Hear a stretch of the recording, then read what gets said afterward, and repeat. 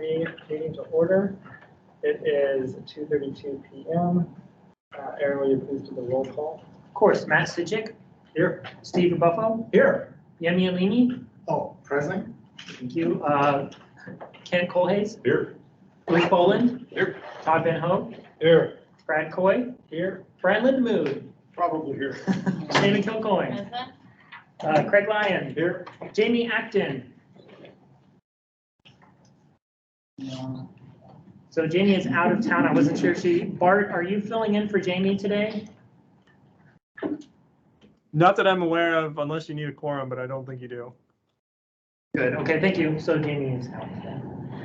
I think that's like almost 100%. Wow. I know. Thank you all for attending today. Okay, could you do the public meeting announcement, please? Of course. AMATS committee meetings are open to the public, and the public is provided an opportunity to comment at each meeting. Business items are presented on by staff or consultant, and then the committee is given a chance to ask questions. After that, the public is invited to formally comment. Each participant will have 3 minutes to speak on their topic. Once the public has given their testimony, it will go back to the committee members for final action. A couple of housekeeping items. If you're joining us virtually and not a member of the committee, please turn your camera off when you're not speaking on an item. If you're joining by phone, to mute and unmute the microphone, press *6.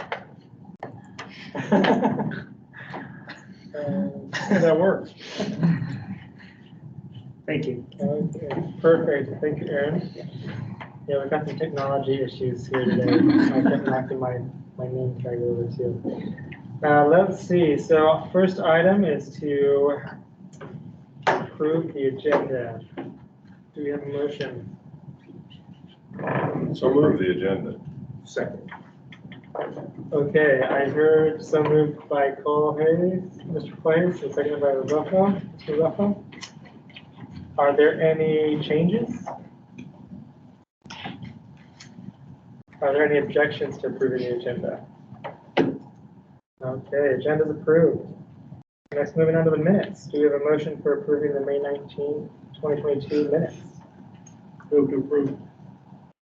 Second. Moved by Mr. Lindemood, seconded by Mr. Colhays. Do we have any changes?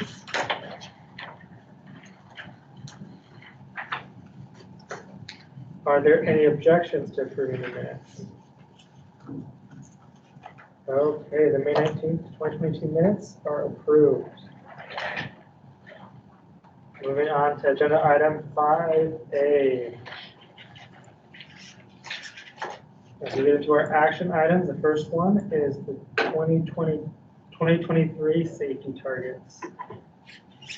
And we're going to cover that. That'll be me. Okay, everyone. So you've seen these before for previous years. These are the safety targets that we are required to every year either adopt our own or support the state in their targets. So the memo before you just kind of talks about the requirements and shows you the recommended performance targets for 2023 for safety, for fatalities, fatality rate per 100 million VMT, serious injuries, serious injury rate per 100 million VMT, and non-motorized fatalities and non-motorized serious injuries. We also have the information for the 2019 to 2022 targets, so you can see kind of how things have been going. And by and large, it's a downward trend, a little flat on 22 to 23. And I do just want to point out some information I included in the memo. That was from the DOT memo. So DOT did not make significant progress towards the 2020 targets, as there appears to be a data gap. AMATS staff is recommending that we continue to support the DOT statewide safety targets, while at the same time we're working on the AMATS safety plan. The RFP for the safety plan is in purchasing right now, so we're hoping to move forward pretty quickly on that. Once that safety plan is done, we hope to be able to develop our own safety targets for the AMATS area, which will still help to support the state in their targets, but we'll be setting our own. So right now, these are statewide safety targets. We would be setting ones for AMATS, which is a more narrow focus. But there's a lot of work that goes into setting these safety targets, so we need to make sure we have the capacity to do that. So for now, staff is recommending that the TAC review and support, or recommend to the policy committee supporting state DOT safety targets for 2023. Okay, thank you. Are there any questions or comments from the committee?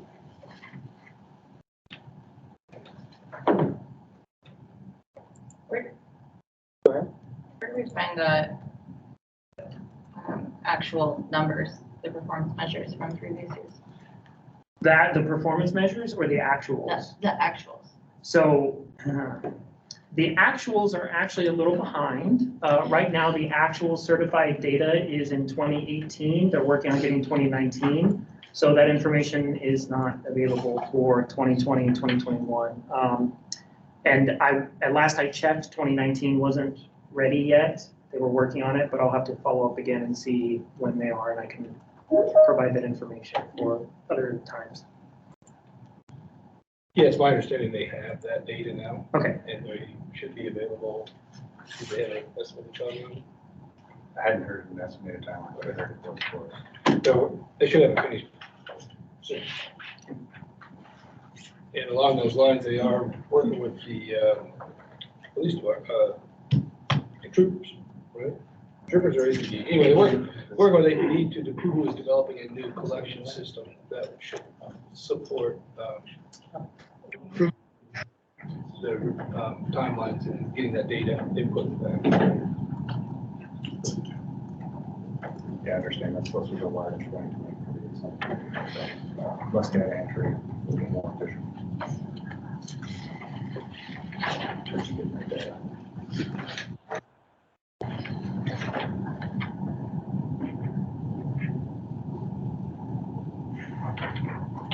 Is this approach of having targets only 4 years old? Is that why we have for 2019? Yeah, I think 2019 was the first, or 2018. I'd have to look back on that. It also kind of matches up with our TIP, because part of what these are supposed to do is help inform which projects go into our TIP and MTP. So the 2019 to 2022 lines up perfectly with our 19 to 2022 TIP. Sounds good. Okay, any questions or comments? Additional questions or comments? Any questions or comments from public? Anything online?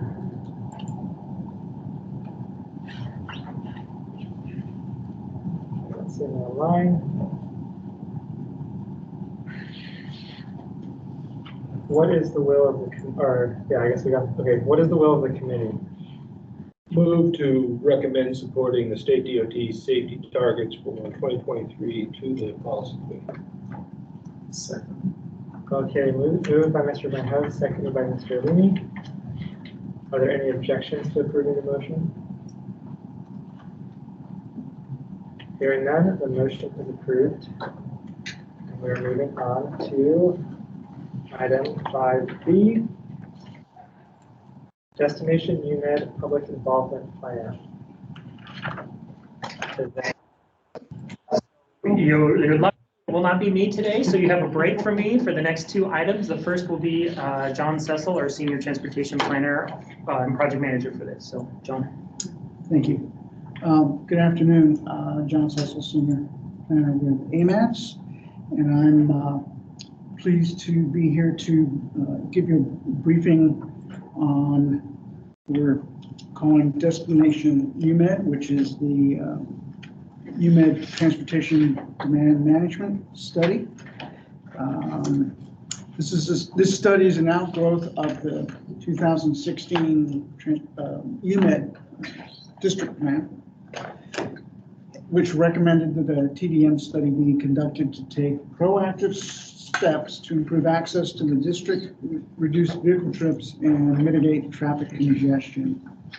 And so more about the specific project is located in the handy-dandy 2-page flyer that we provided you along with the memo and the copy of the Public Involvement Plan, or the PIP. And so ultimately, we are seeking your support, the committee's support of the PIP, and recommending approval to the policy committee. Before you do that, though, hopefully, Juan Lee from R&M should be on the line, and she's with R&M Consultants, and they were the sub-consultant that was responsible for putting the public improvement plan public involvement plan together. So is Juan available? Hi, John, I'm here. Okay, great. Go ahead, Juan.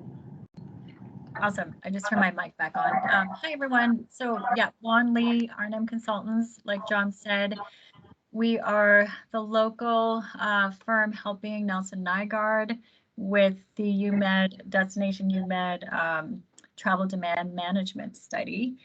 And we led crafting of the public involvement plan, which is before you today. The public involvement plan is a key component of two things. It does two things. It helps with data collection, identifying issues, opportunities, stakeholders, as the management study will look at ways to help optimize the existing transportation network that's within the UMED district, as well as outside of the UMED district. The public involvement plan also lays out all the strategies for how we will engage with stakeholders, agencies, all the partners, as well as organizations and all the plans that are happening concurrently.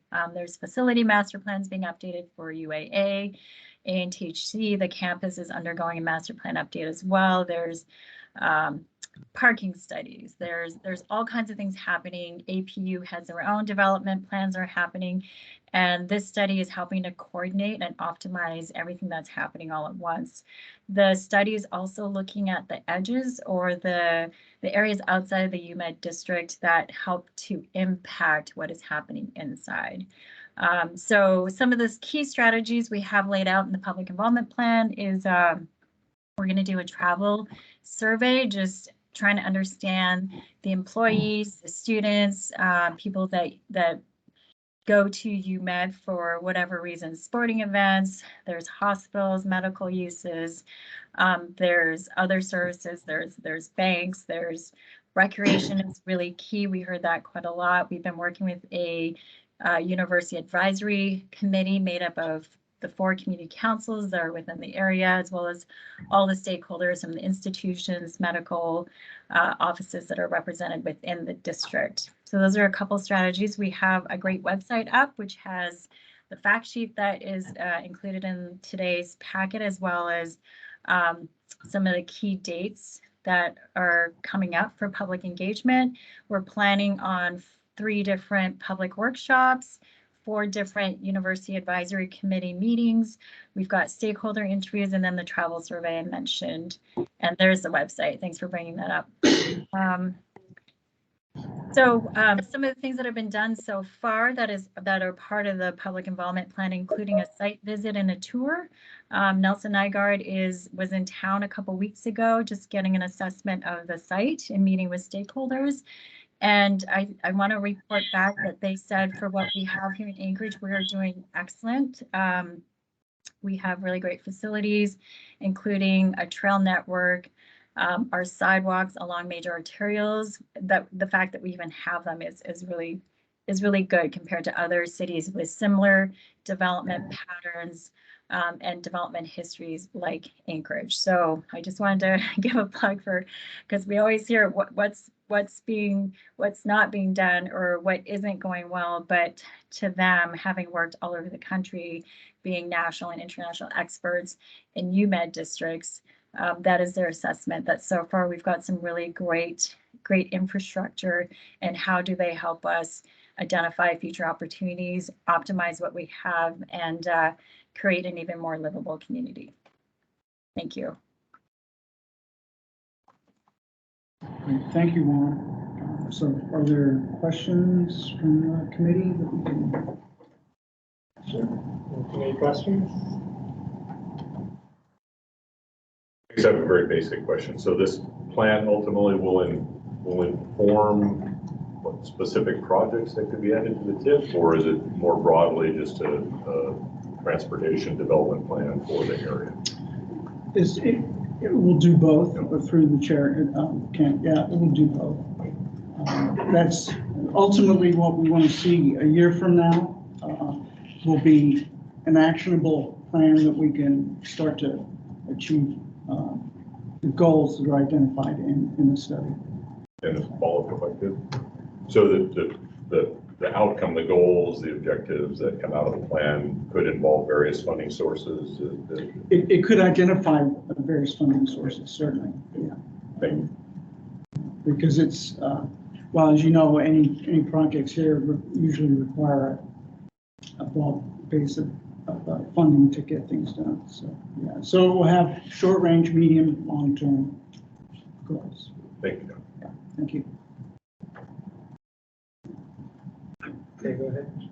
Well, I had asked Aaron about why regional wasn't involved, and he explained that the policy committee put through the description on this to be the UMED district. So I just will ask, does it make sense to have regional involved, or is that, she explained that some of the outer edges are involved to some extent. Is that good? We feel, is this like, this is the district, this is the policy committee could put forward, this is what we're doing? I'm not quite sure how to answer that, because originally when I wrote the RFP, it was much more expansive. And then I was informed that the policy committee wanted it to be what the boundaries are, as indicated in this flyer that you have here. So we have talked internally about regional, and so there's still an opportunity to talk with them and see if there's things that, data that they may have that could further inform what we're doing. But, So maybe it can be a casual relationship? yeah. Okay. Looks good. I mean, Aaron, do you have anything to add to that, or?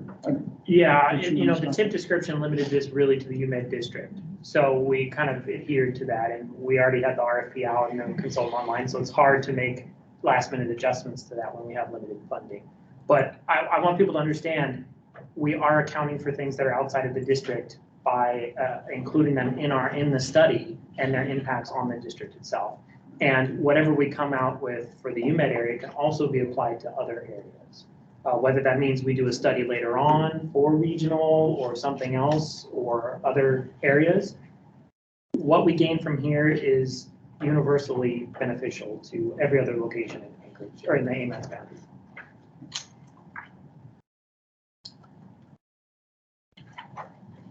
Other questions or comments from the committee? One question that I have is the municipal and the state partners that are affected. What opportunities will there be besides, like, say, this meeting? Will there be for, say, the traffic department or others to be able to be part of the decision or discussion process? Certainly. Yeah. So the state is represented on the project management team, on the transit, ourselves, and long-range planning. And then the outreach that we're doing will certainly include DOT as well as your department, because and we've contacted your department because of the traffic data that we're in. The first stage right now is collecting data. And so we're going to rely heavily on the information that your department has available.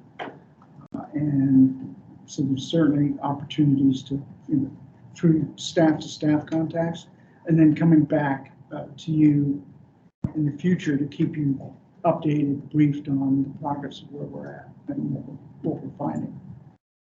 Yeah, as we do traffic impact analysis, I think one of the ones listed in here is a TIA that was coordinated with the department by one of the groups that's in this area. So keeping us, like, having close coordination, I think will be helpful so that we can be on the same page as we are doing. Yeah, and we appreciate the data that your department supplied to us already, and I've forwarded that to Nelson Nygaard, and so that's part of their efforts to inform the study. But yeah, we'll be in touch, and so that's okay. Yeah, definitely on my radar. If you have anything, just come touch base with us. Appreciate it. Brett, I have one more question if I could. So the study area goes west or east rather to Baxter. that includes those subdivisions on the east and west side of Boniface that are just primarily residential. Do you envision, or maybe it's a question for Juan, do you envision that the study will look much at the residential areas, or is that included mainly for the traffic flow on the main collectors and arterials? Through the chair, so that it's included because those are, those neighborhoods are part of the University Area Community Council. And then the surrounding Russian Jack, there's another one, Campbell Park, and what's the other one? There's 4.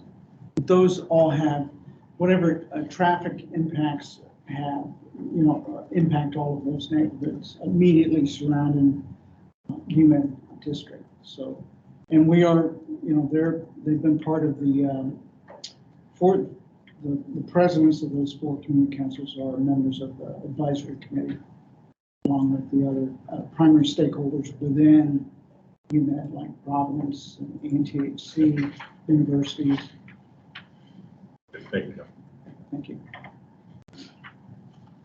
As you comment about there being 4 community councils, I noticed that it's scoped for 3 meetings with local community councils. Is that intended to go to each of those 4 community councils 3 times? Or what is that envisioned to be with community council We're meetings? still trying to work that out because, you know, we have our scope and trying to keep everything on track and on budget. But there will be efforts to work with all of those as needed, you know, as requested.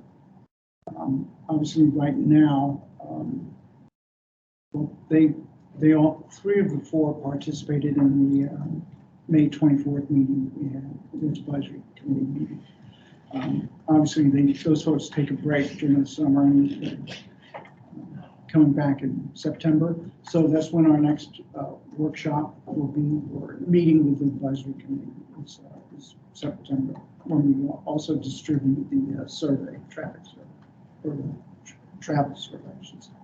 So when it says up to 3 meetings with local community councils, does that mean 3 total meetings? No, I think it may be 3 per. It might be good to verify because that could be quickly scope creep. You know? Yeah, right. And we're trying to keep that under control. Okay. Any other questions or comments from the community? How about from the public? Go ahead. Wolfgang Newton, DOT Central Region Director. With regard to the study, of course, we're all probably aware of the Northern UMED access history to a certain extent. We're going to do this TDM study, which will ideally identify a reallocation of transportation needs within that area and reallocate those into different systems, whether it's transit or bike paths or other pedestrian things. Nationally, DOT assesses that on the best of the best days, we can reallocate up to 10% of the traffic volumes to non-motorized activities. So that's on a good. The question is, as this project is on again, off again, whether it's in a state of Alaska GEO bond or presented as a normal TIP project, will the study take into account if we are able to realize 10% reallocation of traffic demands to non-motorized type of methodologies, will there be an assessment of whether or not there's still a need for motorized options like the Northern UMED access? In other words, this study will be used as a source document to justify or not justify pushing forward on future Northern UMED access options, extending out more out in the northern lights.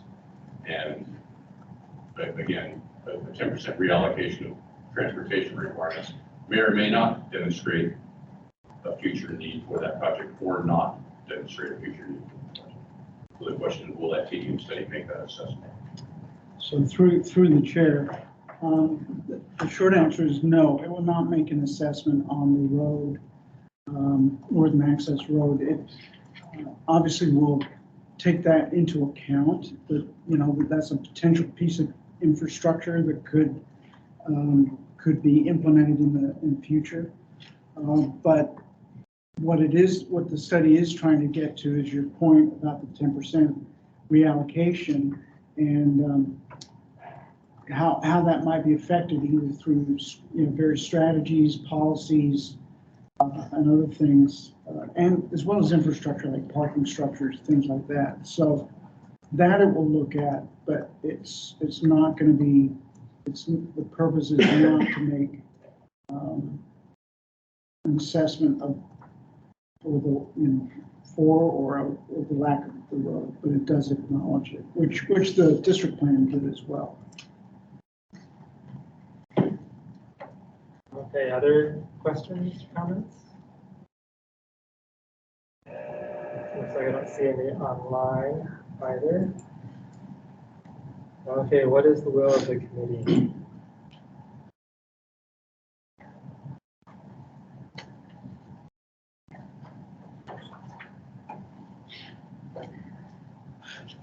Looks like the I question. will move to recommend that the TAC recommends approval of destination UMED Model Plan and Policy Committee. Second. Okay, moved by Mr. Lyon, seconded by Ms. Kaufman. Any objections? Hearing none, the motion is approved. Thank you, John. Thank you. Staff. The next item on our agenda is the BPAC appointment, item 5C. I'm assuming that's probably Joni. Yes, once again, this will be Joni. Joni, sorry, really quickly, can you let them know who this individual is replacing?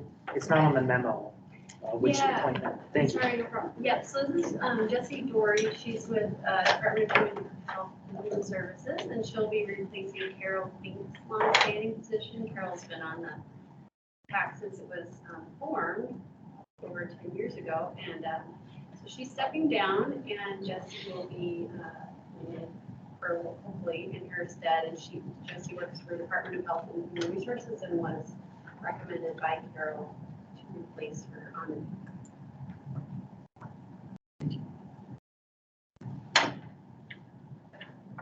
Should we give to Joni to explain anything more, or is that? Well, that Yeah, pretty much sums it up. I mean, yes. Do you have questions? Yeah. Sounds good. Any questions or comments from the committee? The only comment I have is that Carol Fink was a spectacular member of the committee, chaired it for a while. She has an amazing skill set that really helped the committee. And if you look at Jessie Doherty's resume, you can see the strength there that will really fill out this committee so very well. I don't know her at all, but I think this is a great addition. I'm fortunate, especially losing someone like Carol and her background and knowledge. This is a great save. So, Yes, sorry, Craig.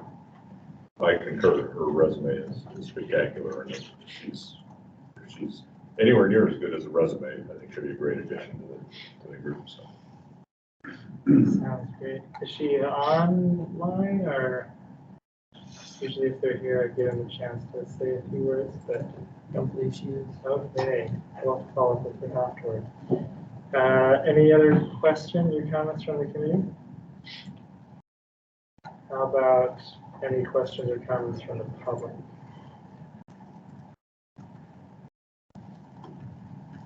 Okay, what is the will of the committee? I move the TAC recommend Jessie Doherty's appointment to the policy committee. Second. Moved by Mr. Lyon, second by Mr. Lindemood. Any objections? Hearing none, the motion is approved. Okay, now to the big item. I'm just going to see. I like that you put this one forth, so we get through all of the others and not have the chance of this. It's not his first rodeo. As we learned from the last TAC meeting, the quick items need to go first. Yeah, so that was a good call, good choice. So now we're moving on to item 5D. The 2050 MTP performance measures comment response summary review. I'm assuming that one is yours, Aaron. This will be mine. So this is the performance measures and criteria for the 2050 MTP.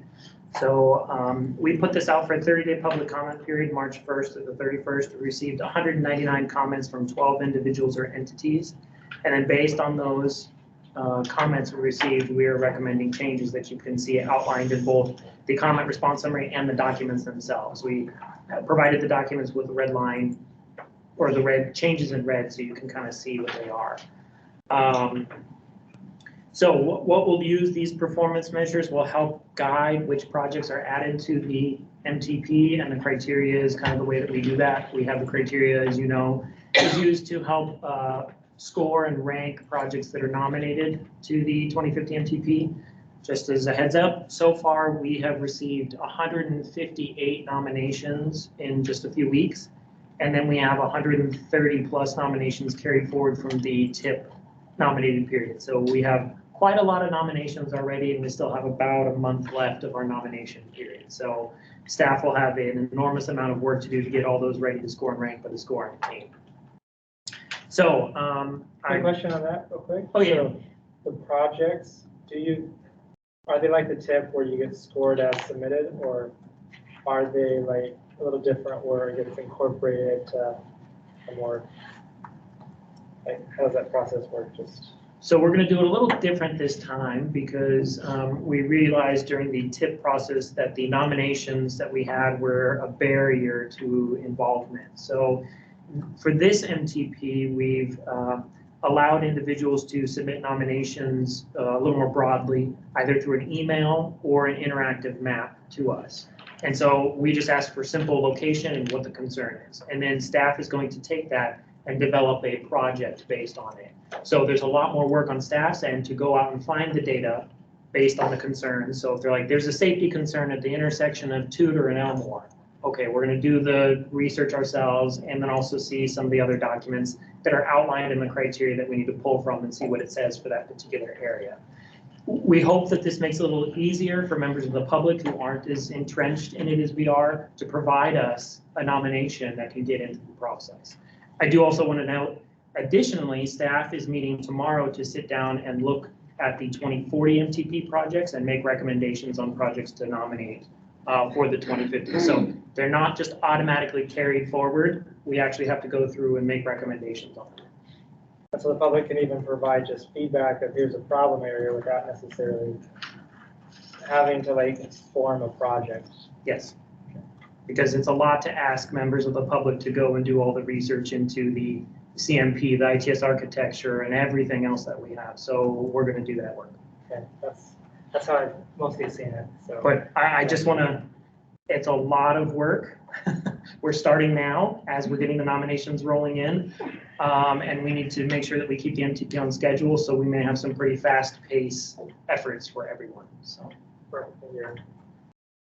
Okay, so the performance measures and targets, it says performance measures and targets on here. There's an error on the memo. We don't actually have targets for some of the performance measures. Any of the federally required performance measures, we already have targets for, or we're in the middle of updating and developing those targets. Any of the local measures, so those that are highlighted in blue, those are brand new performance measures for this MTP that we're recommending developing. Right now, we don't have targets on them because we wanted to kind of get a baseline of what performance measures the committees are comfortable with moving forward on. And once that's done, we can start looking into setting targets. Some may not have targets in this 2050 MTP because the data is not available. But we as a project team felt we still need to get it down on paper so we know what to work towards in case there are efforts that we need to do over the next couple of years to get a target developed. So just kind of keep that in mind. And just note that there are a lot of performance measures in here. And all of these performance measures take staff time, data, research, target development. So yeah, I'm quite excited for a lot of these targets because I think they're pretty different from what we've had in the past. And then the criteria, you'll see the criteria, we have developed it similar to the TIP criteria. So there are 3 columns that you can kind of walk through to score and rank a project. You have the complete streets major infrastructure column, bicycle pedestrian project. So that's if it's only doing some kind of pathway or sidewalk. That's what you'd use that column for, or a transit specific project. And we tried to do as close to the TIP criteria as possible, but keep them higher level because that's what the MTP tends to be. They're less specific and fine-grained. And as you can see, we did make a substantial number of changes to these criteria. One of the biggest change that we made was adding penalties to the majority of the criteria, or increasing the penalties that exist. So some of them are now, for the security, does the project decrease security? We have a pretty high penalty there. That's to recognize that some projects do negatively impact the system, and we want to provide a way to address that or call that out for the project itself. I'll kind of stop there because I'm sure we'll have a lot of discussions. Thank you. Okay, so what we have before us is about 17 pages of public comments. And before we dive into those, is there anything more broadly as committee members were looking over the packet? Do you have questions? Go ahead. Yeah, as somebody who's probably not going to be here in 2050, I just, process-wise, I realize we do this because the process requires you to look 28 years out into the future, but there's going to be a lot of change that happens between what it is we experience today and what we're going to experience in 28 years. How locked in to the specifics on this do you get making a decision in 2022 about what you're going to do in 2030? Well, fortunately, there's a mechanism built into the federal process, and we have to update this every 4 years.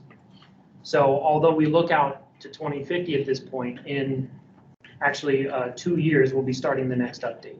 So we're not really locked into it to where it's unmutable, unchangeable.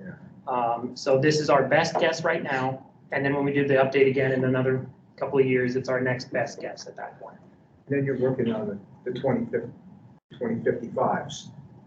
You start the 2055s when you're reviewing the 2050s. Mm-hmm. And that is unfortunately just part of the federal requirements. I just, We're gonna hold you to it. Hold you to it, Steve. nobody's that visionary. We did extend this one out a little. We're only required to do 20 years out by federal law. We did a little extra because we wanted to build in some time between our updates. Because when we do it exactly to the number, it becomes a real problem with our modeling. So we added a few more extra years. And don't worry, I'm looking at this at 2050. I'm like, man, what is it going to be like for me at 2050? Yeah. So in 4 years, it'll If I'm here still. to shoot me. Yeah. Yeah. That's one way to go. So in 4 years, when we are doing this again, we'll still be 2050 likely? We'll have to kind of discuss that. I think it's technically actually not 4 years. It's 4 years from the date that you receive approval of the air quality conformity determination, which in this case is August of 2024. So you have 4 years from that date to update it again. Basically, we need to start the next update in 2023-ish to start getting the RFP in place and the contract on board to make sure we get it. We're thinking about doing an interim update, which is a much smaller 2-year process versus the 4-year that we traditionally do, to give us a little bit of breathing room. Because, to make small changes or to refresh the financial without having to redo the whole model like we do every few years. So, yeah, all that to say, we do look ahead. We try to have the best vision of where things will be so that as decisions are being made on these large projects, we're going in the right direction and it's consistent with the future that we're trying to envision. So that is a good way to think about it, just as a framework as we dive into this. Other big picture comments? Okay, so I really liked how we addressed the comment response last time, where we went through kind of page by page and more, I guess, person by person, given that we have like 12 different commenters. And so if there's not other suggestions, or I'm open to feedback on adjusting that slightly if you'd like.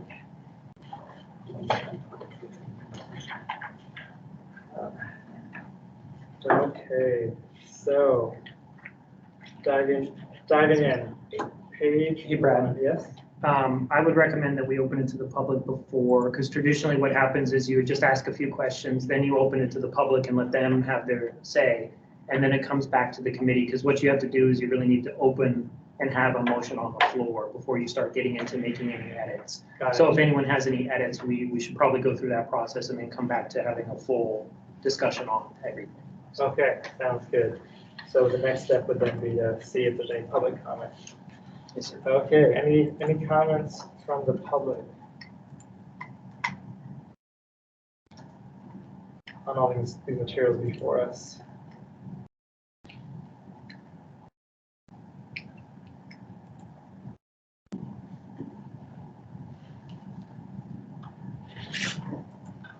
Okay, so There's somebody who raised their hand. I see, perfect, I see someone raising their hand. So this is the public's time to give their 3 minutes comments on what they have here, so we can consider this. Yes, sir. Okay, so someone does have their hand raised. I see it's Jess. What's the best way to go about this? I see another hand raised. Cheryl. So, Yeah, you can just call their name out. okay, so that looks like it's probably Cheryl. CHRI, that seems reasonable. So go ahead, you have your 3 minutes, and Thank you. I wanted to give my 3 minutes to Nancy Pease, and hopefully she's the other person who's raised her hand. She's the one who's worked on this more than anyone else in towns, except staff. So It's 3 minutes a person. okay. I can't see I'm time. I'm sorry, Cheryl, we don't have in our processes seating time. if she could please speak before me because she's more informed, and then I'll see what else I can wrap up. We will do that. Okay, Nancy, you have your time starting once you begin.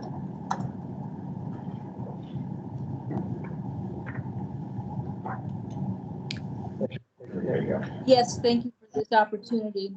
To recap what I submitted to AMATS staff, the MTP's performance measures should be really strongly focused on outcomes and not inputs, not the amount spent on various programs or yes/no checklists of whether a project includes an element of non-motorized spending or whether it uses the complete street method or whether it lies within a justice area. And one overarching effort that this committee could direct the staff to do is to compare with other really cutting edge innovative cities. The AMATS non-motorized plan included a comparison from 4 cities.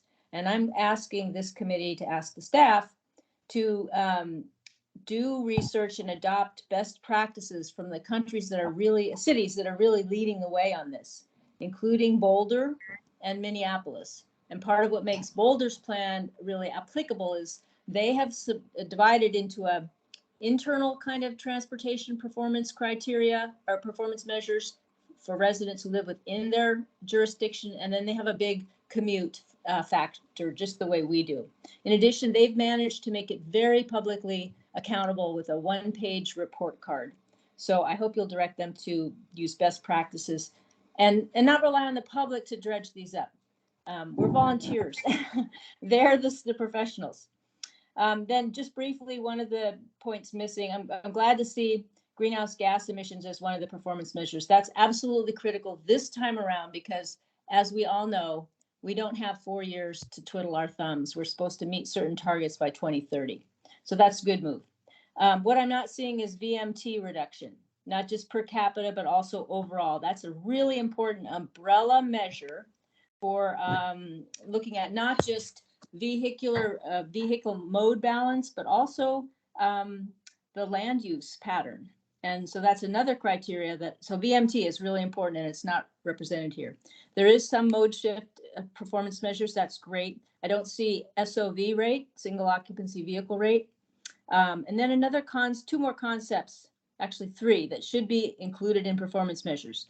One is the 15-minute walkable, bikeable radius concept, so that neighborhoods are designed to connect to common services and destinations. And by neighborhoods designed, I mean the transportation system is designed.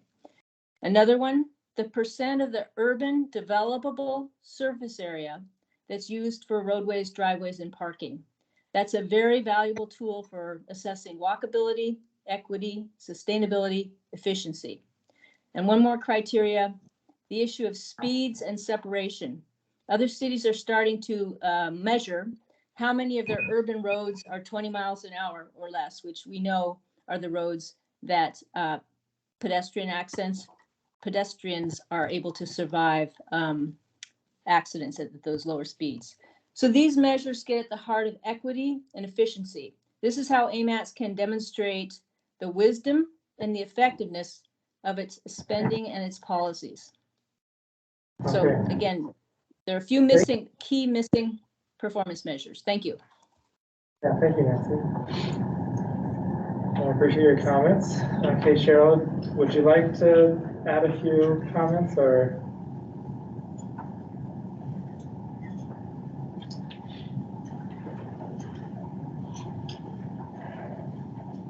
Okay, so it looks like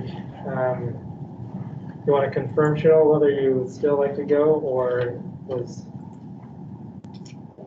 Nancy able to cover all the items? It seems as if, sorry, I muted myself somehow, or maybe the machine did. I would love to hear what you folks have to say to Nancy about her comments. I would just follow up. It's hard to know where to begin. The first thing that caught my eye was I'm very concerned if we start modeling this MTP process and even language on the TIP, because I believe the TIP still needs significant improvements and may receive some at the policy committee level. So I'm concerned about pass by letting the MTP process follow it. The other thing, I'm not sure I heard Nancy clearly state that, and this is her wording, that I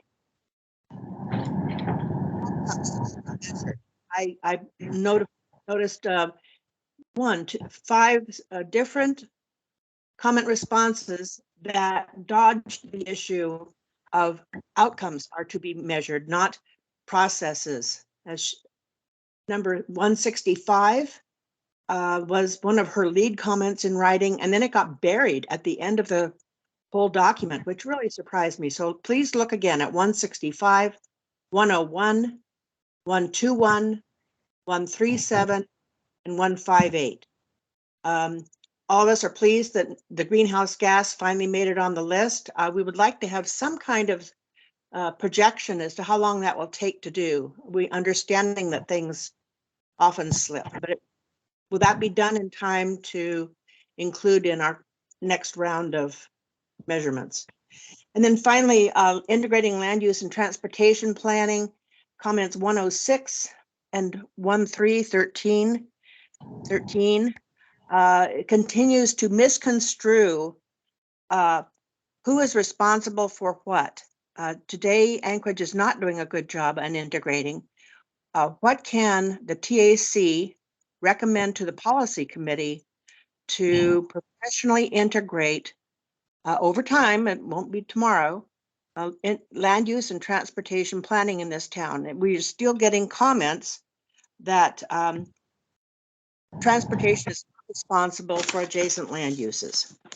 And certainly when you look at the AC couplet, it's very clear that there's a symbiotic relationship and we need to do a better job bringing them together. So thank you for my 3 minutes.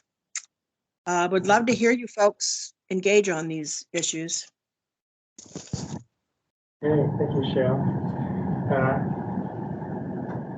I had skipped over our questioning to Nancy, more thinking that we would be diving into talking about a lot of those comments later. But does anybody have specific questions for Cheryl and Nancy? You want to engage with that? I mean, now's the time, right? We can ask them questions. Yeah, you can ask them questions. Okay. Sorry for skipping over that, Cheryl. It wasn't my intent. But if anyone has specific questions for either Nancy or Cheryl, we can discuss some of those now before we dive into addressing the table of comments.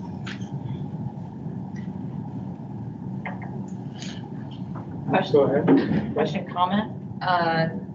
Regarding best practices, I mean, that's always a great idea. And I know staff has limited capacity. I don't know how much time you spend looking at other plans as you go about this, but I would hope some. And I don't know, I guess the question is, are you hoping for like an official best practices study or something more broad by staff going into these plans, these processes? If you'd like me to answer that, would you like me to answer that? Go ahead. Yes. No, I'm not advocating. I mean, a study of best practices would be wonderful, but I wasn't advocating that. I'm just advocating the staff do its research on some of the cities that really have effective performance measures and give really clear accountability to the public. And here's an example. On comment 109, in which I asked the MTP to do 15-minute walkable neighborhoods. Cities such as Seattle and Minneapolis, they measure which neighborhoods have 15-minute walkability. They actually measure it and are accountable for that. The response from staff was that the MTP already accounts for walkability by incorporating transit supportive development corridors, non-motorized priority corridors, and equity analysis. That's not the same. It's not measuring your effectiveness. You can put those items on the map, but we would like the performance measures to actually demonstrate that we're achieving them, the outcomes. So that's an example of best practices. Find out how to measure 15-minute walkable neighborhoods and put that in the performance measures.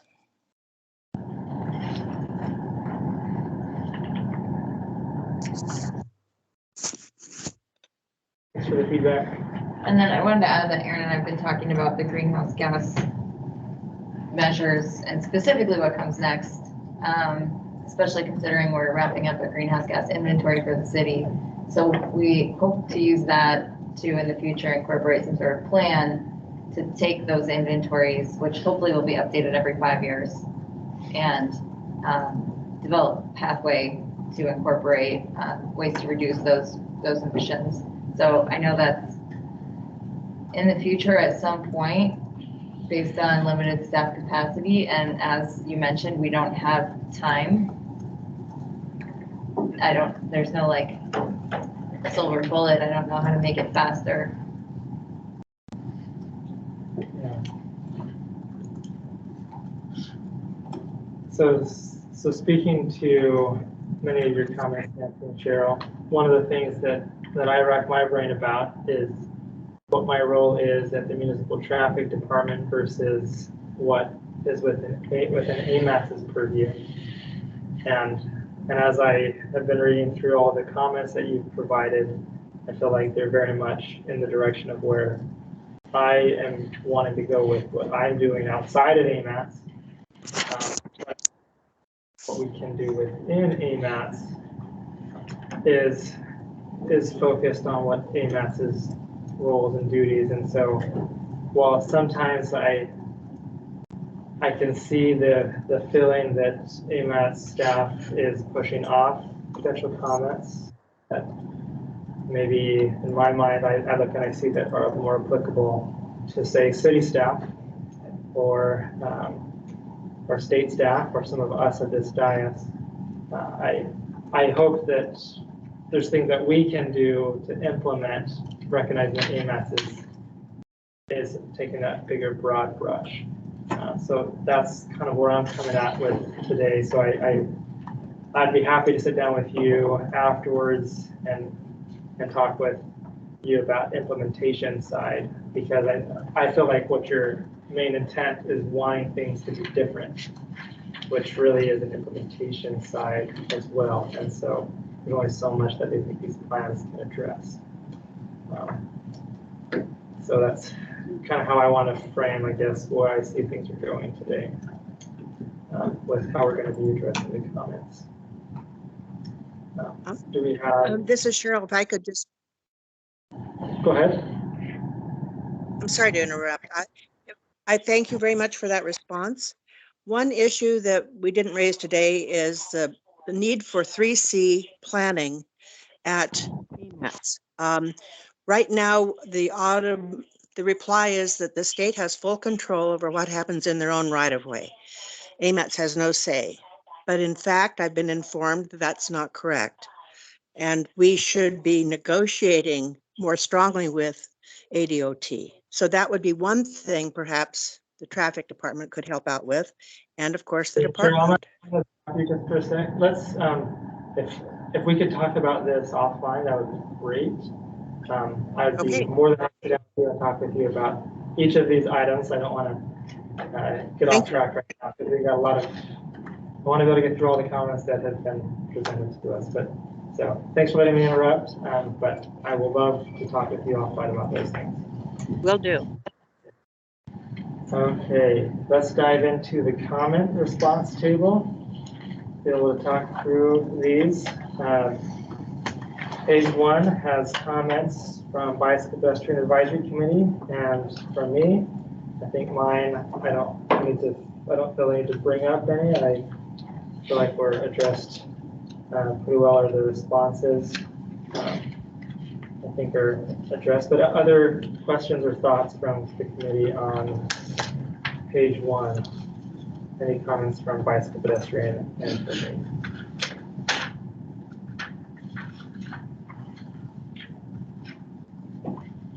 Okay, how about the next? Cheryl Richardson does have about a page of comments, and then it dives into the Community Advisory Committee comments. Let's tackle those. That's pretty much that's page 2 mostly, with a little bit of page 1 and page 3. Any discussion that committee wants to have on those comments?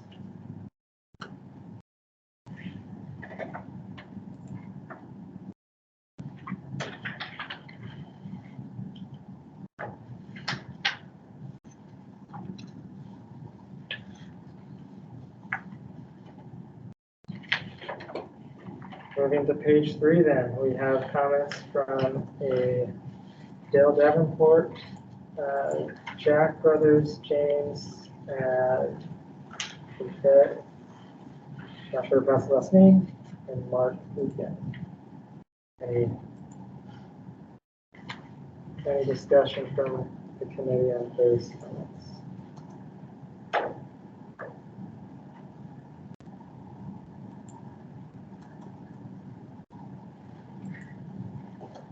Okay, diving into then, Nancy Peace has comments that span starting on page 3 through page 11. I think she did talk about many of them, but are there specific comments that any member of the committee wants to dive into? I'll just comment that there were a couple in here that I liked the staff recommendation based on these comments. Like 49, 51, and 52. I thought those were good edits.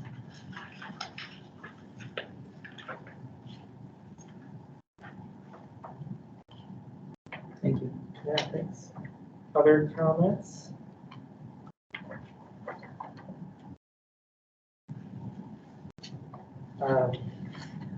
A few that I was going to comment on is it looks like in comment 45 that staff recommends adding toward the MOA and DOT traffic engineers, and agree.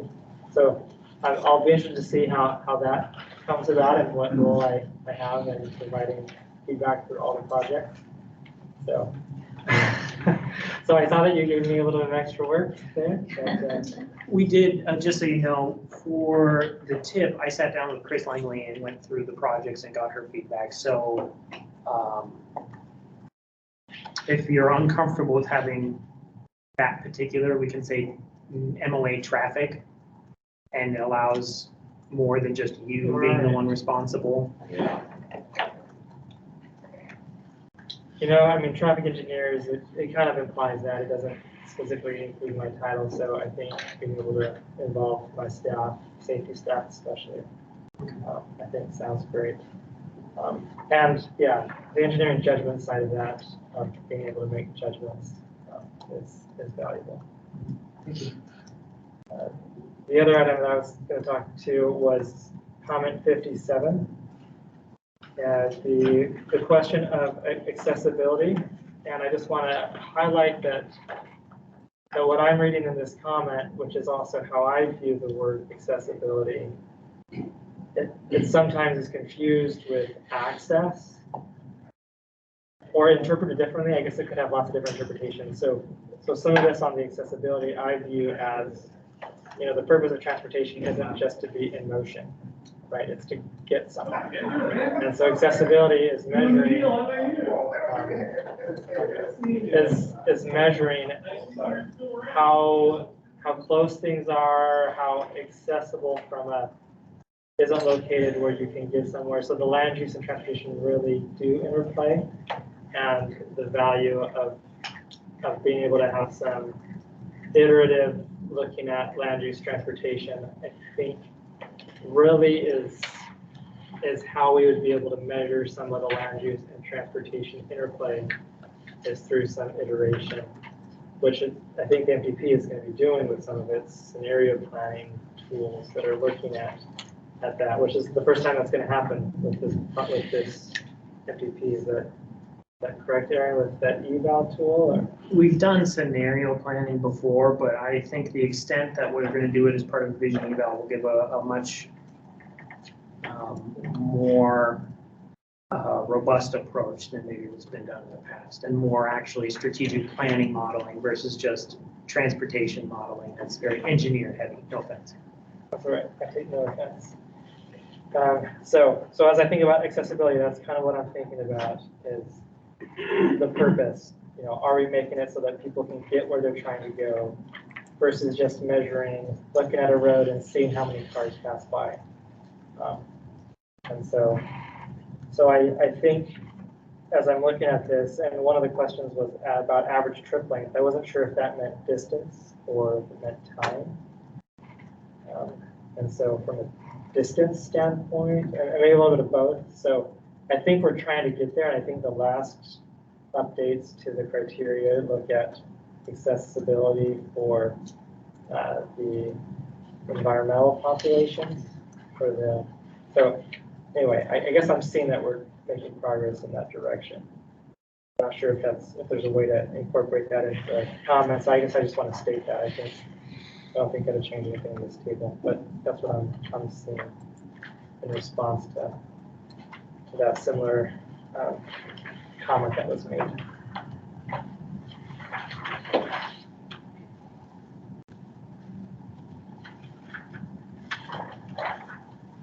But I guess the one last thing that I'll say on Nancy's comments as I was reading through it is I view most all of the scoring criteria as a tool for decision makers to get as much information and then use to make their decisions.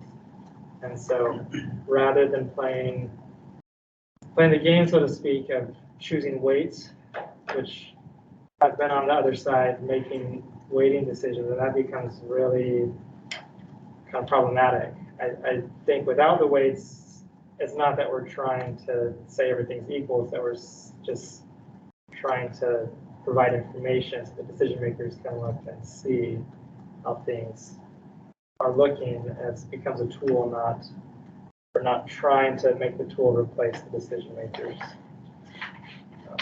So that's my perspective on that. Well, that one I kind of went back and forth on because it's a tool regarding weights. It's a tool to evaluate, but if you're trying to make this a tool to implement your priorities in the end, maybe weights are good, but I don't know. And it was, curious that the public did weight things equally, and the tip also has equal weight. So I really didn't know what to think about that.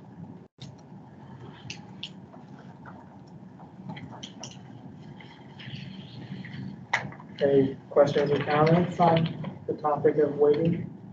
I think in my experience using different scoring criteria, you're always gonna have projects that should score higher that don't, and other projects that are gonna score higher that shouldn't. It's generalities. You're never gonna come up with something perfect. I think the weighting is a good discussion. We could put a ton of thought into this, and it's still not gonna end up being a decision at the end of the day. But like you say, it's a decision making tool that we have. And I guess that would be my comment as we use it, instead of only getting the end number, if those that are able to see the project can see like the different areas, that would be a way to kind of account for the weight. That makes sense there. We did that with the tip criteria. We released the total and then we broke it down by category so people could see if a project scored really high for safety or really low for safety and then really high in something else. So they could kind of see how these projects came out in the end and really what they're trying to help us achieve. So we did do that, and I anticipate we'll do something similar when we release the total score. We'll have how it's broken down by category. Yeah. Okay, that will be helpful.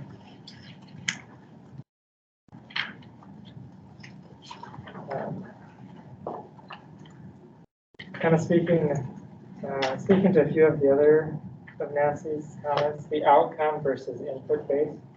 And there is significant benefit of measuring output versus the outcome. I mean, you got input, output, outcome, right? There's 3 different elements that you could measure. And the question is, do we have the way to measure those? And so to the extent possible that we can measure outcome, that's fantastic. In some of these cases, we can't measure outcome for a future plan because it hasn't happened yet.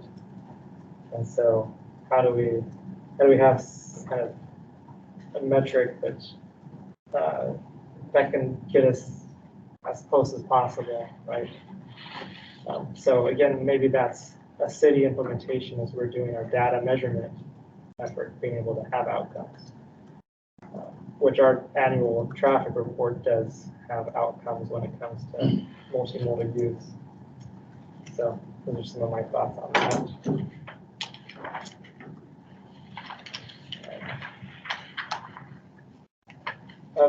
Other thoughts on some of the feedback or questions? Some of the comments from Nancy. Go ahead. 77, the report card. Like maybe that could be done through a different office at some point. It's a great idea.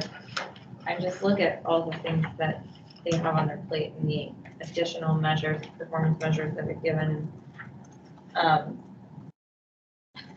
I'd like to see this. Maybe somebody else in the department or in the city could do it. Like maybe that's something I could do down the line.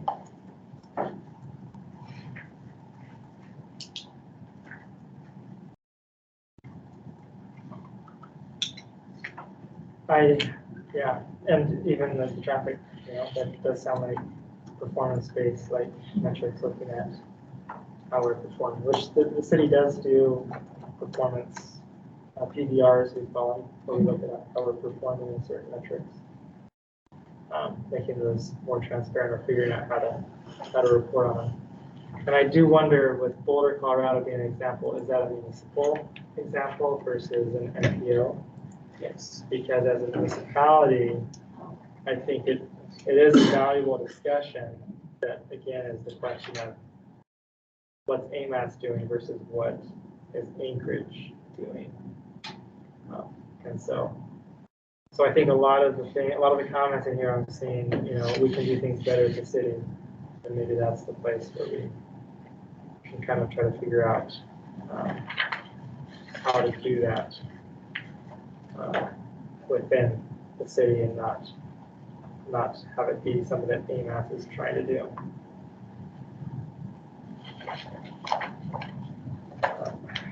Okay, so what?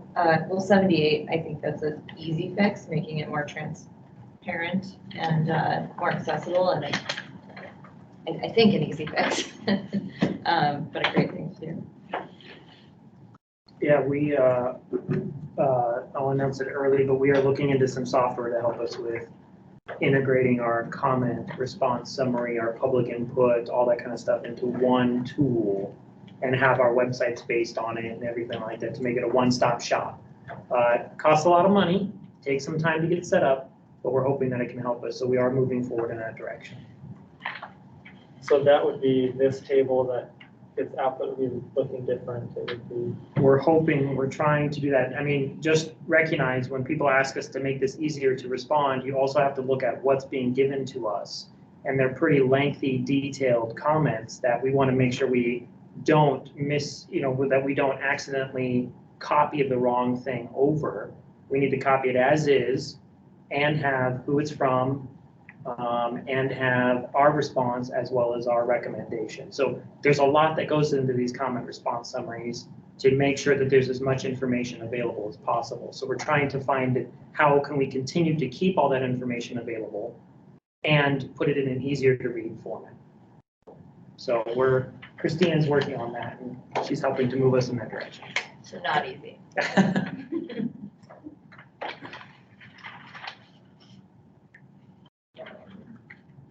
Okay, other questions, comments? The next group of comments were from the Robert Creek Community Council.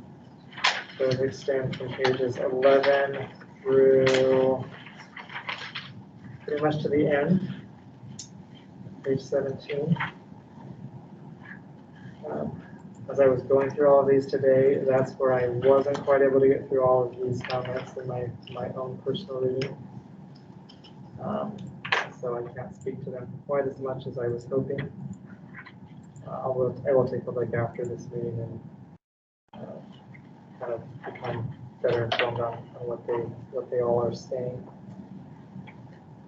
But does anyone else have questions, comments, feedback?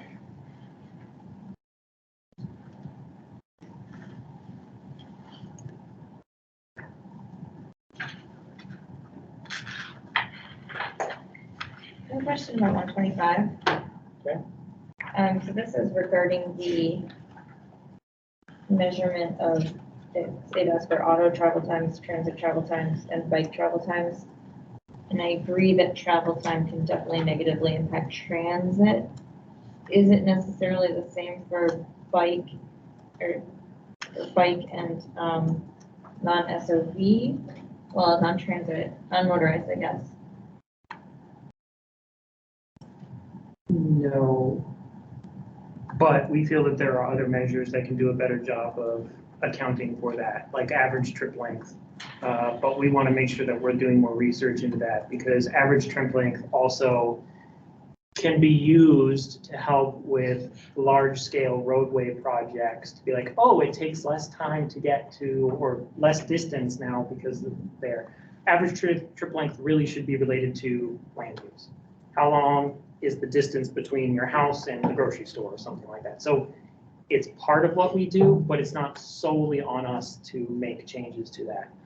We can look more into the travel times if you want for auto or not auto, because that really speaks to a problem. But bike and pedestrian, we can look at it. But what we're trying to do is kind of treat them fair in the approach to our performance measures. Yeah.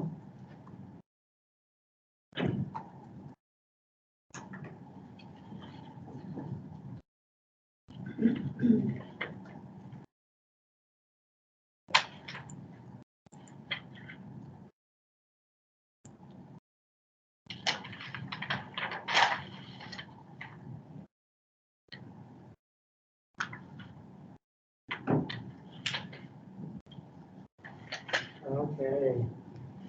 Any other questions or comments, things to talk about? Anything that stand out to members of the committee?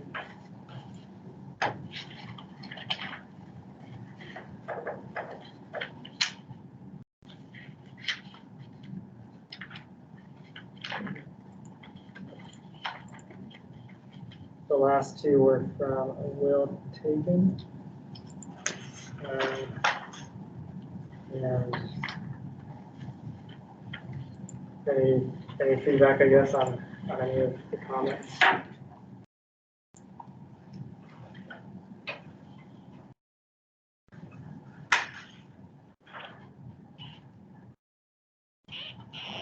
So I guess the one overarching feeling that I've had is reading through this is it is helpful to hear what interested and concerned members of the public are feeling and wanting. And so even though AMATS and the MTP isn't able, or may not be the best place for incorporating all of it, and you feel like if there's items in here that apply to us individually, it's a good opportunity to just better inform themselves and to be seeing how we can be able to meet some of those needs. And so, so I hope just some of your comments, Nancy and Cheryl, you can sense from me at least that they are helpful, they are meaningful, and they will make a difference. Maybe just not in the MTP per se, but maybe on implementation, because that's where it really matters, which the MTP has a tool for. So it's one of many tools. So that's kind of my thoughts on it. And I'm interested in talking with you afterwards offline, so make sure you reach out. Okay. Given that we already had public comments, now is it the question of what's the will of the committee? Okay, what's the will of the committee?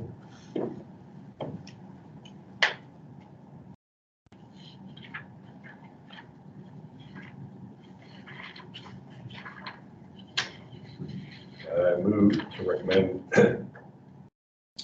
approval of the 2050 MTP performance measures and criteria as updated based on public feedback to the policy. Second. Okay, moved by Mr. Coy, seconded by Mr. Lyon. Are there any objections to approving the motion? Okay, hearing none, the motion is approved. So thank you, staff, for all your work responding to all the comments. Thank you. And for bringing them before us today. The next item on our agenda are the project and plan updates. And it looks like it still is talking about the MTP, right, with the model presentation for the AMATS Transportation Network. Yes, this is just going to give you a quick introduction of where we're at, and John, if you want to go ahead and take over. Thank you. Yeah, John Cecil again. So I'm the project manager for the travel demand model update, which is, as we just discussed, is tied to the 2050 MTP that we're going through. So earlier this year, we put out the bid and successfully picked a firm, RSG, is a successful bidder to conduct the model update. And so they have done in the past the 2040 plan, they did an update as well. So they're very familiar with Anchorage and what we're trying to accomplish with the MTP. And hopefully online is Bobby Wortman, who is the project manager, my counterpart with RSG, who would like to take a few minutes to provide you with a briefing on the current status of the model update. Bobby, available? Yep, John, I'm here. Very good. Take it away, Bobby. Sure, I'm going to try to throw up a slide deck here real quick. All right, so hopefully everyone sees an intro slide. Yes. All right, good. So I'm Bobby Wortman. I've been with RSG now for almost 3 years. I've focused primarily on trip-based and hybrid travel demand models with integration of passive data. Prior to joining RSG, I was the principal transportation planner at a MPO in Central Indiana with their systems planning, analysis, and forecasting group. So very familiar with MPO processes, performance-based planning processes, and how models integrate into that framework. So I'm going to give a brief overview of the project, where we are, where we're going. I think we'll have 2 additional touch points throughout the life of the project. over the next year or so, giving an update. The project team, we're teamed with R&M, so everyone's familiar with Juan Lee. And then on the RSG side, Joel and Jeff are also on the project. They worked on the last model update project as well. So the team is very familiar with the Anchorage area, with Anchorage travel demand model, its limitations, and its advantages. And then our stakeholders in the Anchorage area, we have AMATS staff, John and Aaron, as well as from MOA Public Transportation, Bart Rudolph, and DOT, James Starzak. So some key highlights of the travel demand model update. We're going to update the socioeconomic data. So we're moving forward the base year to reflect essentially what will be what we'll call a 2020 base year. The pandemic has created some issues around how we do base year data. So essentially the pandemic has left, for the most part, unchanged sociodemographic data. Those are like household and person level attributes. But employment level data for 2020 is pretty suspect, so we'll be using 2019 employment data to update the travel demand model, and then going through the process of updating the highway and transit network to reflect a 2020 base network. Some highlights of capability improvements. We're going to more explicitly represent intersection approaches.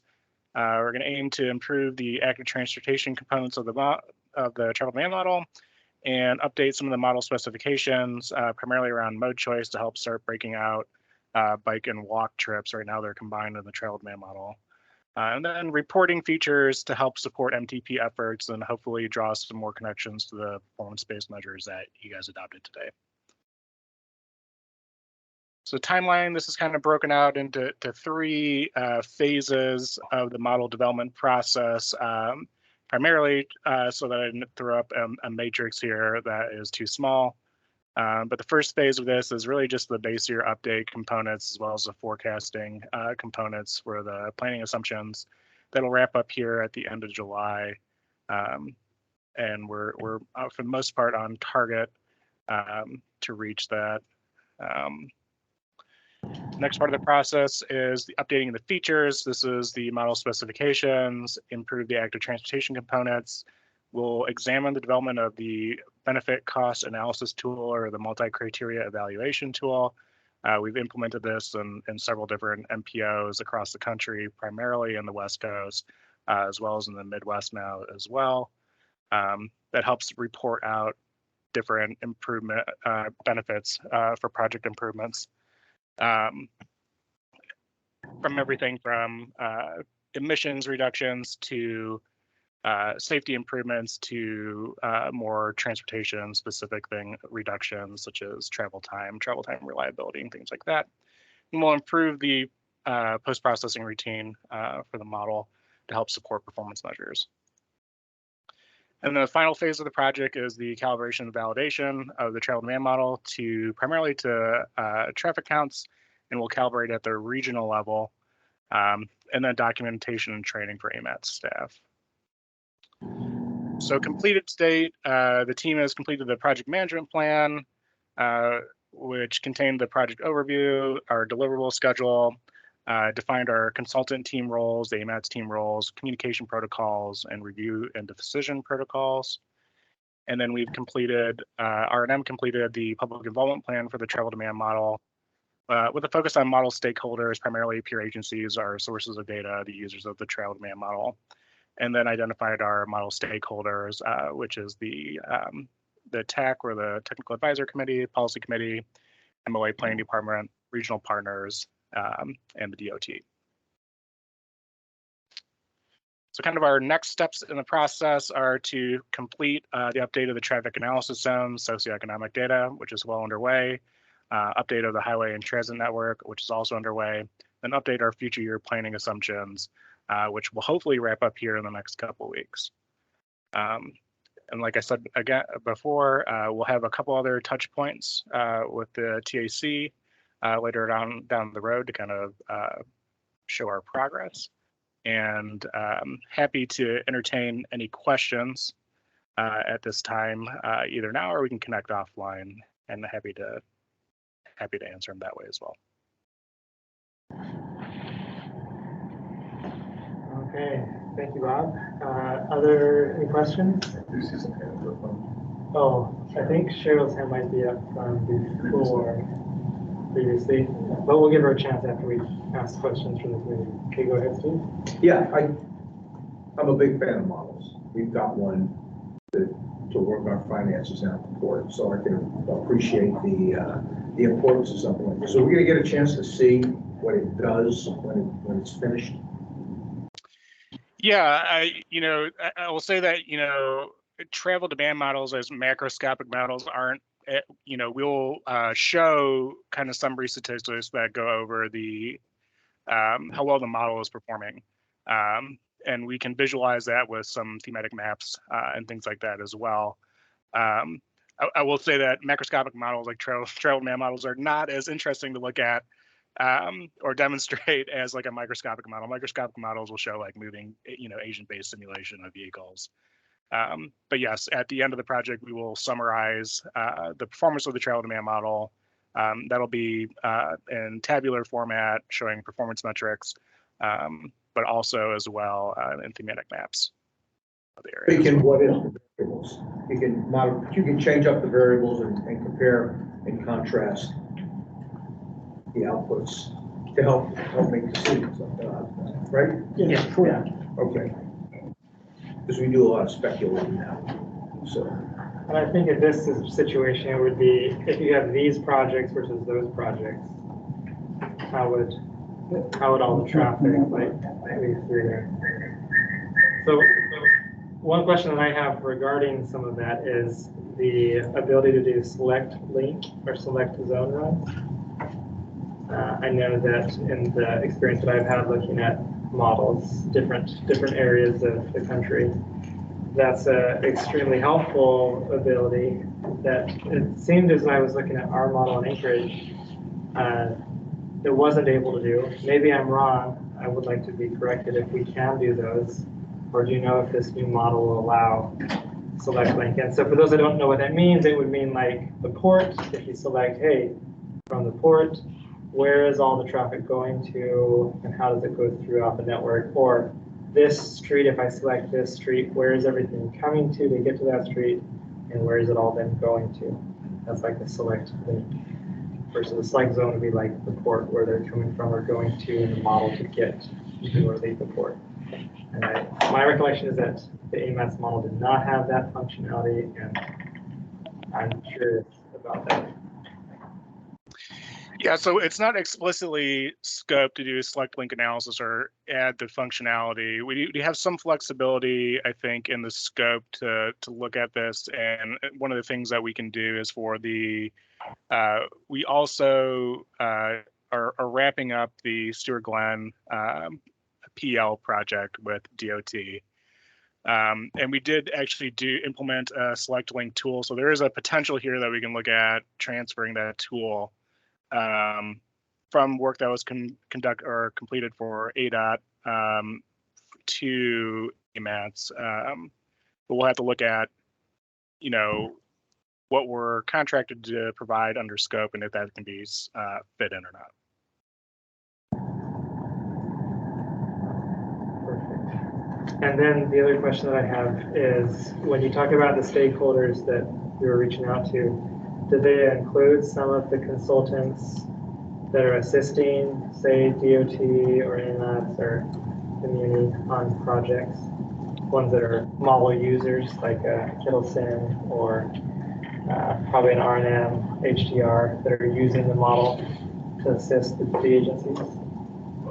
No, we haven't explicitly reached out to users of the travel demand model that are outside of DOT or AMATS, and then obviously R&M is on the project team, so they're involved in the project, but not other consultant firms or model users specifically.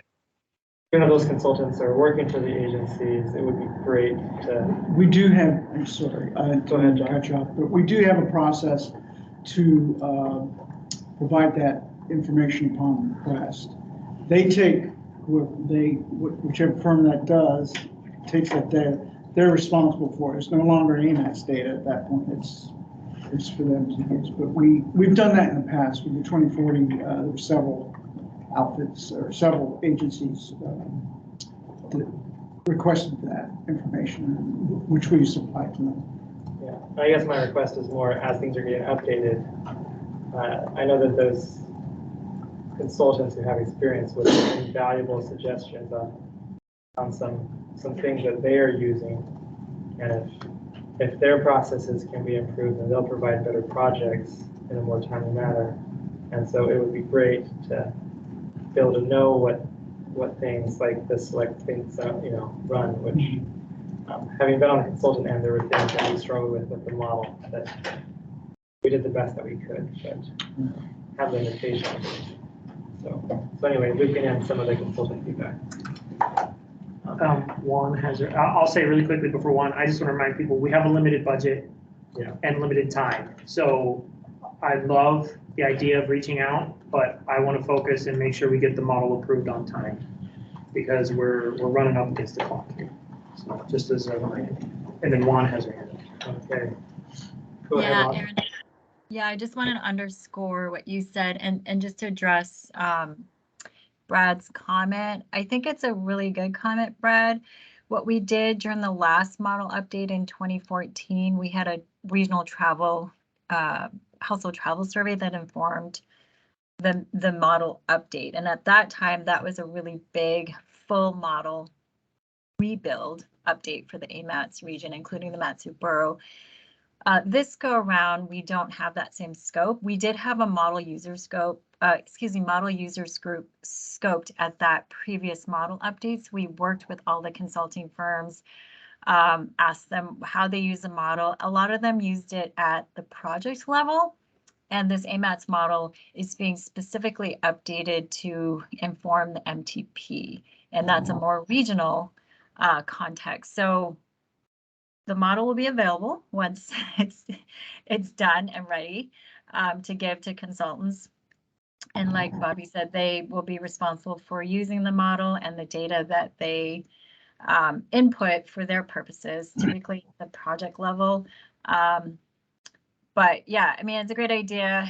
It's a schedule and a budget thing this time around, and a much smaller scope, much more refined and focused scope for the MTP. And I'll kind of lead off that a little bit because in general, the different agencies that I work for in terms of the users of regional travel and land models, they do tend to be more focused on the project level. There's an issue with that because the travel demand model is initially built to inform at the regional level, and it's calibrated at the regional level. So a consultant that's then taking the model and going to do a project-specific analysis using the travel demand model, there'd had to be a recalibration procedure that's done at that point. So if it's a corridor, right? If it's 5 miles, 10 miles of highway corridor, or an intersection improvement, at that point, the travel demand model, before it really should be used for that project, should be recalibrated for corridor or intersection level analysis. And at intersection levels, you'd have to go to microsimulation and using sub-area analysis. So there's limitations about where the travel demand model can be used on project level specific things and the steps that need to be taken to accurately represent those projects if using the travel demand model below the regional level. Yeah, sounds good. Thanks for the feedback and for answering some of my questions. I might follow up offline if I've got other thoughts rather than bringing them up right now. Other committee comments, questions? Anyone from the public who'd like to make a comment regarding the model? Or the model presentation, I should say. Okay, so thank you so much for your presentation. I really appreciate it. Thanks for being here. Looks like we're going to move on to the next item, which is the AMATS website. Yes, it is. And Christine Schutte will be walking through this as she has done all the work. So if you want to turn your attention to the screen or presentation there? Just really briefly, we kind of overhauled the AMATS website based on some public comment. Real quick, Christina, are you gonna put it on the Teams as well? Oh, because he shared his screen.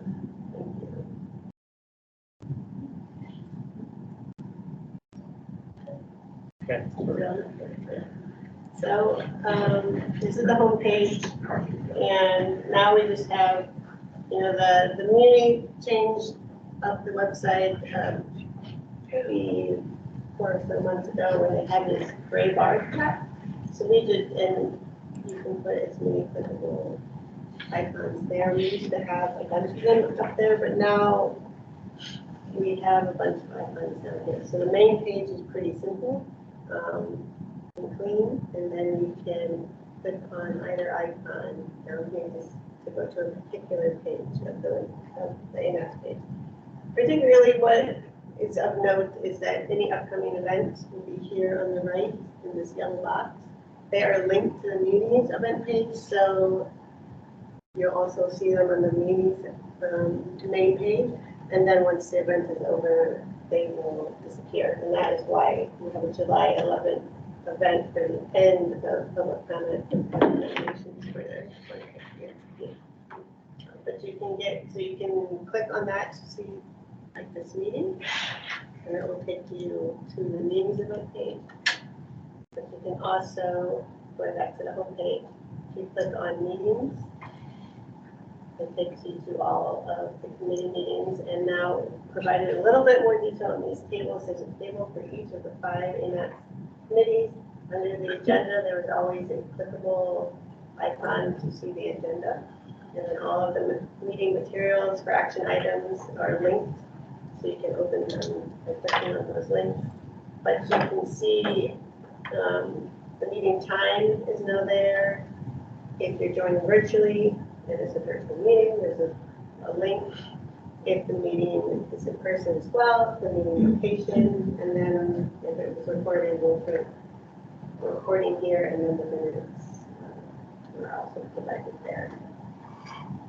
So that is usually what people are looking for on our page, but anything that's, so our big 2 projects that have external websites are in bold down here, so you can get to the destination UMED and then the MTP project page. And then if you're joining, this is on every email that we send out. We provide these instructions, but as a reminder, it'll always be on our main page as well.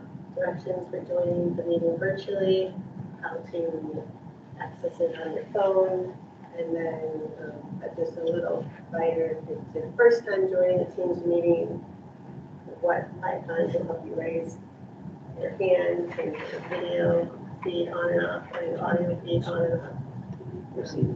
There was a comment made at the last policy committee meeting about Teams being a little less user-friendly that were required to use Microsoft Teams. So that is the application that we use for virtual events. So hoping that this is the first time joining familiar with it. And then, so if you guys want to use it, or anybody listening to this meeting, feel free to send me personally feedback. If it's not working, if it's not intuitive, let us know and we'll keep refining it.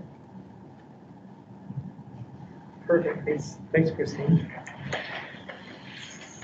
Any questions or comments from the committee? I'll just comment, visited the website today. Was looking for some additional information for the meeting today, and it was very intuitive and very easy to find what I was looking for. So good job. Thank you. I second that. Third that. It reminds me of just how fast technology changes, and something that's like 2-3 years old is now, from a technology standpoint, kind of becoming outdated. So it is awesome to see a refresh. So thank you, Christine, for doing that. Okay, any questions or comments from the public? Go ahead, Mr. Baskey. Sean Baskey, head of highway design for DOT. So I see we've got links for projects for the planning projects, maybe that AMATS has headed up, but how would the public find AMATS funded projects, capital improvement projects?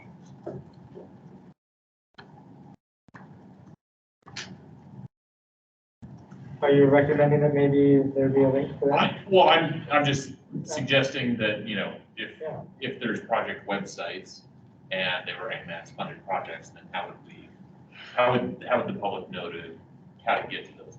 I'd say that the Department of Transportation has a whole website that makes it very difficult to find any of those projects. So relying on DOT So having a link to DOT's page might not be the best might not cut it solution. completely. But That's a good question. Do you have thoughts, Aaron? Yeah, I mean, if it is like an external, or if it's a project, like a construction project, we can probably work on adding a section that's specifically for that, because we do have a planning project section, so we can add like a construction project or something well, I else. mean, yeah, Whatever. design Yeah, projects. I'm just design. thinking like, I used to be the project manager for Spinard Road, right? And there's certainly a project website for that, and it's a significant project for AMATS to fund, and you know, has a lot of interest from the public. Yeah, we can work on adding a page for that. Thank you. Yeah, that's great feedback. And I used it and it looked spectacular and is much more user friendly. DOT has a lot of things to learn about making better websites. Yeah. Thanks, Sean. Any other questions, comments from the public? Here's one from Nancy Pease, it looks like. Okay, go ahead, Nancy.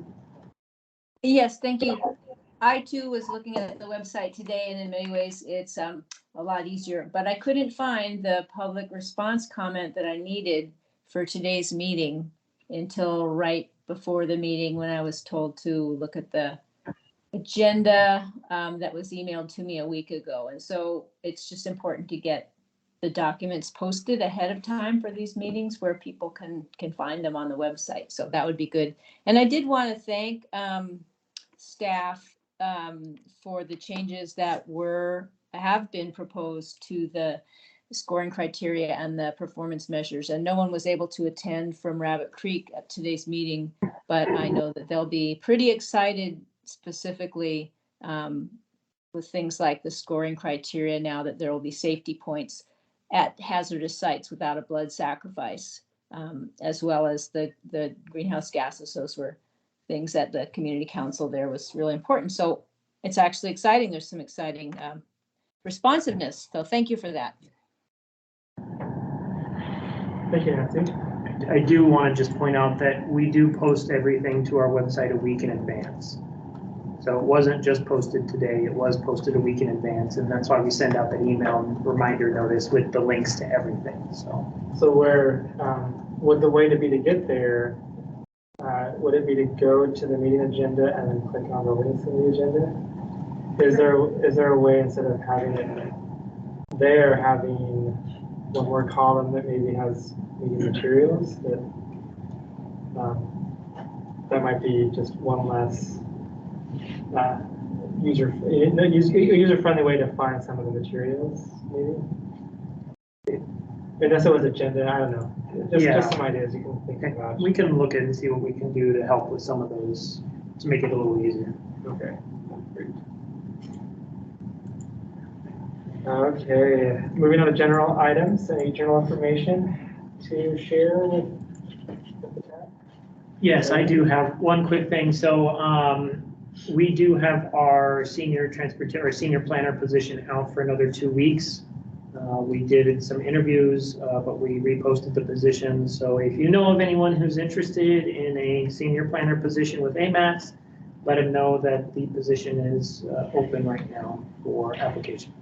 And we are posting it far and wide, nationwide. So You get to work in the happiest place on earth. Well, maybe second. It's pretty close. Okay. So this is general. We can jump to committee if you're ready to provide some committee comment, or you have questions for general. I don't think I'm on the committee. This committee, Yeah, this is. subcommittees. Okay, do we have any other general comments? Okay, let's dive into the committee comments and go ahead. Sorry. That's no problem. I just remembered that this might be relevant to this group, but there's an electric vehicle infrastructure deployment plan that is being developed that has to be done by, I think, August 8th. And that is how we will deploy the roughly $50 million that we're going to receive for fast chargers for our highway corridor in the next 5 years. And so there's virtual and in-person information sessions coming up. And maybe I can send those to you. And we can send them out to the TAC and policy committee as Perfect, well. thank you. And probably There's 3 of them coming up. post them to the website, or is it open to the public? Yes. Okay, yeah, we can make those available then. Okay, thank you. Other committee comments from the committee to share? Go ahead, Mr. Griffin. Yeah, I will also make a position vacancy announcement that we have down at the port. We're attempting to hire, and have been since March, a modernization program engineering manager, somebody who will be reports direct interface with Jacobs Engineering for all things on the engineering side of the construction and planning and permitting and design for the modernization program. So it's open. It's open to the outside the Muni, inside the Muni, and I'm going to talk to Aaron about how you go nationwide. Because the last time I tried, I failed miserably. So if you've got a way to do it, I'm going to pick your brain and take it from you. Okay. But this is an important one for us because yours truly is filling a bill right now. So that means somebody's practicing engineering without a license, and that's probably not the right way to go. So we can certainly use the help. And it's the best place on earth to work. It's got the nicest views. It's got, yeah, and the office has pretty nice views.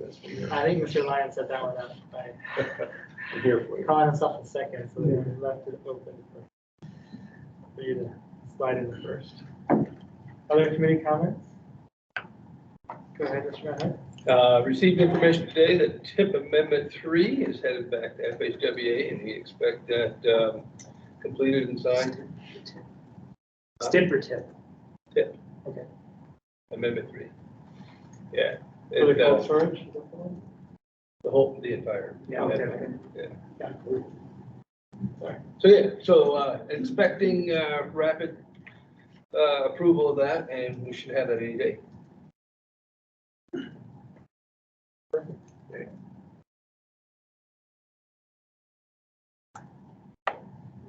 Okay. So I do just want to remind everyone that Cindy Heil, who is not here right now, her last meeting will be in July.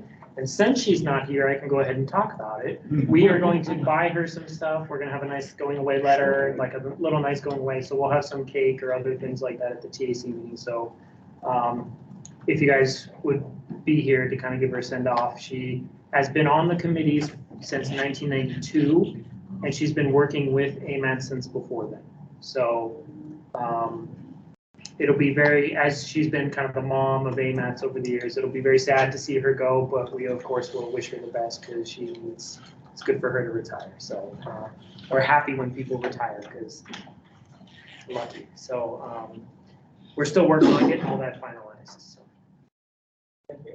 That would be always nice to do.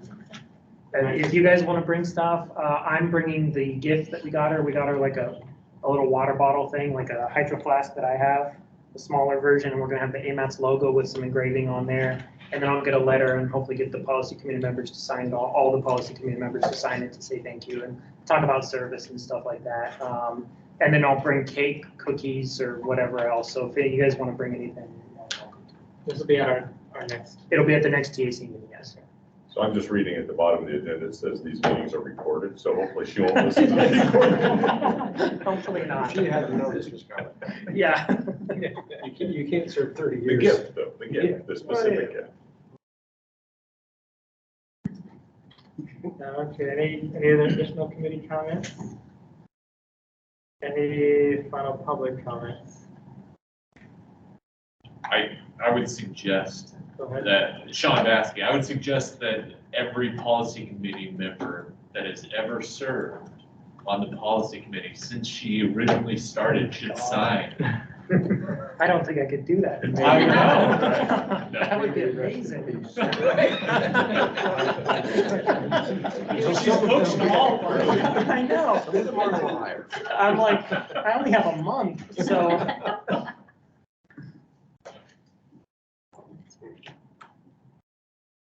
Okay.